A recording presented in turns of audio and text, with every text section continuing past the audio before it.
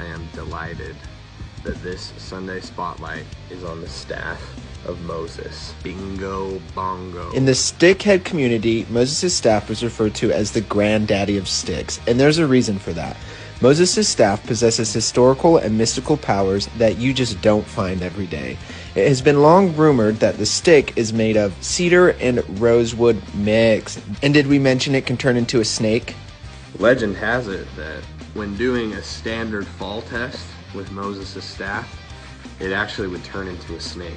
Yeah, you heard that right. Moses' staff was not only a quirky stick, but also was a shape-shifting stick. Just something to think about. Simply stated, Moses' staff is the granddaddy of sticks for a reason. The mystical and historical elements just cannot be replicated. Let's give a big salute to Moses' staff, and thanks for sticking around.